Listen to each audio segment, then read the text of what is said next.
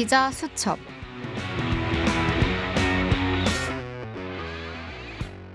정치, 경제, 사회, 문화 4가지 키워드로 매주 시사 이슈를 전해드립니다. SGBS 기자들의 시선으로 세상을 들여다보는 라디오. 여기는 기자 수첩입니다. 저는 이번 주 진행의 아나운서 윤도현입니다.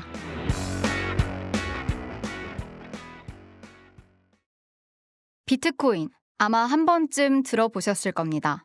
한때 폭발적인 관심을 받았고 지금도 여전히 높은 투자 가치로 주목받는 자산이죠. 하지만 가격이 급등락을 반복하다 보니 실제 화폐처럼 쓰이기에는 불안정하다는 평가도 많습니다. 그래서 현재는 일상적인 결제보다는 투자 수단으로 주로 활용되고 있는데요. 이러한 한계를 보완하기 위해 등장한 것이 바로 오늘의 주제, 스테이블 코인입니다. 스테이블 코인은 가치를 안정적으로 유지하기 위해 설계된 가상화폐로 미국 달러나 단기 국채와 같은 안전자산과 연동해 1코인을 1달러로 맞추도록 설계되었습니다. 덕분에 가격 변동이 거의 없다는 점이 특징인데요. 이에 더해 해외 송금 과정에서 은행을 거치지 않으며 수수료와 시간을 크게 절약할 수 있어 금융 서비스 분야에서도 활용폭이 더욱 넓어질 것으로 기대됩니다. 그렇다면 스테이블 코인을 발행하는 회사들은 어떻게 수익을 낼까요? 대표적인 기업으로는 테더와 서클이 있습니다. 테더는 사용자가 1달러를 맡기면 1테더를 발행하고 환전할 때는 해당 테더를 소각하며 다시 달러로 돌려주는 구조를 가집니다. 이 과정에서 약간의 수수료가 붙지만 전체 수익에서 차지하는 비중은 크지 않습니다. 스테이블 코인 회사의 핵심 수익원은 맡긴 달러를 운용해 얻는 이자입니다. 이들은 주로 달러 예치금과 단기 국채에 투자하는데 단기 국채는 만기가 짧고 가격 변동이 적어 안정적인 수익을 제공합니다. 특히 최근 미국 단기 금리가 오르면서 단기 국채와 예치금에서 발생하는 이자 수익은 크게 늘어나고 있습니다. 즉 스테이블 코인은 발행 규모가 커질수록 운용 자산과 수익도 함께 늘어나는 구조이죠. 이는 스테이블 코인이 단순한 가상 자산에 그치지 않고 미국 금융시장과 긴밀하게 연결되어 있음을 보여줍니다.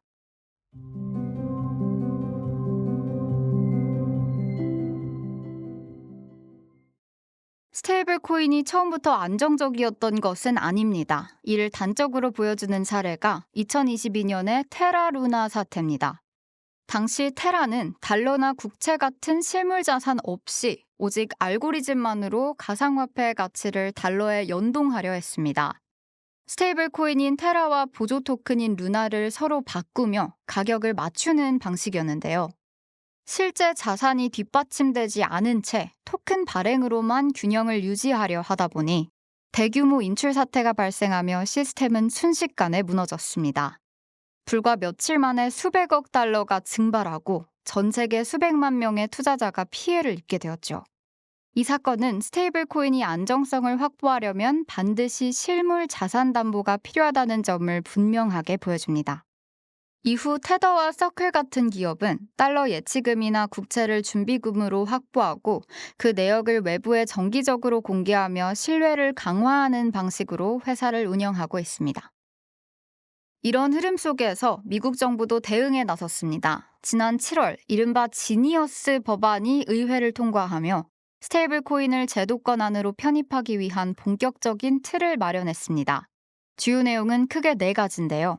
첫째, 발행자는 일정 자격을 갖춘 금융기관이어야 하며 자금 세탁 방지와 고객 확인 의무를 따라야 합니다. 둘째, 발행사가 파산할 경우 투자자가 우선 보호를 받을 수 있도록 장치를 둡니다. 셋째, 스테이블 코인을 증권이나 보험이 아닌 별도의 디지털 자산으로 명확히 규정해야 합니다. 넷째, 발행한 코인만큼 달러나 국채를 준비금으로 보유해야 합니다. 특히 4번째 조건 덕분에 테더와 서클은 이미 중앙은행에 버금가는 규모의 국채를 확보하고 있습니다. 이는 곧 스테이블 코인이 미국 금융시장과 달러 패권에 강한 영향을 미치고 있음을 보여줍니다.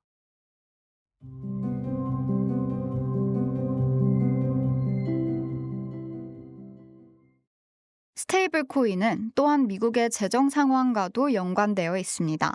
앞으로 10년 동안 미국은 해마다 1조 달러가 넘는 재정 적자를 낼 것으로 예상됩니다. 적자가 커지면 국채 발행이 늘고 발행이 늘면 가격은 떨어지며 금리는 오르게 됩니다. 그런데 스테이블 코인은 이 과정에서 새로운 수요를 만들어냅니다. 누군가 달러를 내고 테더를 받으면 그 자금은 곧바로 국채 매입으로 이어집니다. 현금은 이자를 주지 않지만 국채는 안정적인 이자 수익을 제공하기에 발행이 늘어날수록 국채 수요도 점차 커지는 구조죠. 결국 스테이블 코인은 미국 국채 시장의 움직임과 금리 흐름에도 적지 않은 영향을 끼치고 있습니다. 이제 국내 상황도 살펴볼 차례입니다. 아직 스테이블 코인이 우리 일상에서 활발히 쓰이진 않지만 변화의 조짐은 분명합니다. 국내 기업들 사이에서는 원화 기반 스테이블 코인 도입 필요성이 제기되고 있고 관련 기업들의 주가도 오르고 있습니다. 그러나 한국은행은 비은행권까지 허용하면 통화 안정이 무너질 수 있다며 신중한 입장을 보이고 있습니다. 때문에 현재는 은행 중심으로 제한적 도입을 검토하는 단계입니다.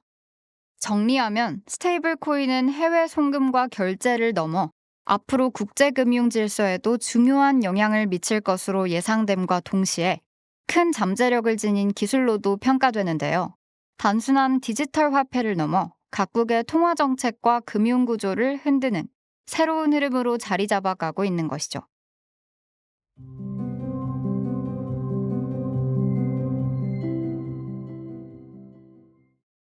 경제는 금융, 정치, 국제관계 등 여러 요인이 맞물려 돌아갑니다. 이번에 우리가 주목한 주제는 그중에서도 스테이블 코인이었는데요. 스테이블 코인은 가치 안정성을 기반으로 한다는 점에서 비트코인과는 뚜렷한 차별점을 보입니다. 우리나라에서도 은행을 중심으로 도입 필요성이 논의되고 있으며 점차 사회적 관심이 확산되는 추세입니다. 미국에서는 이미 제도적 기반 마련을 위한 논의가 활발히 진행되고 있습니다. 또한 스테이블 코인은 환전이 쉽지 않은 개발도상국에서도 새로운 금융 대안으로 작동할 수 있다는 점에서 의미가 큽니다. 다만 가상자산이라는 특성상 명확한 규제와 관리 체계가 마련되지 않는다면 테라루나 사태와 같은 혼란이 다시 발생할 위험도 여전히 존재하는데요. 결국 스테이블 코인이 진정한 안정된 화폐로 자리매김하기 위해서는 기술적 혁신에 발맞춰 제도적 안전망 또한 함께 마련되어야 합니다. 이러한 조건이 갖춰진다면 스테이블 코인은 투자 자산을 금융 시스템 전반에 안정성과 변화를 가져오는 중요한 축으로 자리 잡을 것입니다.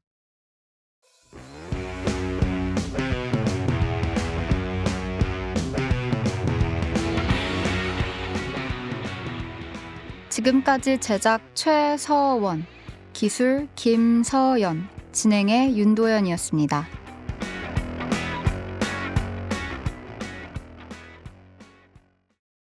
SGBS. 여기는 여러분의 서강 방송입니다.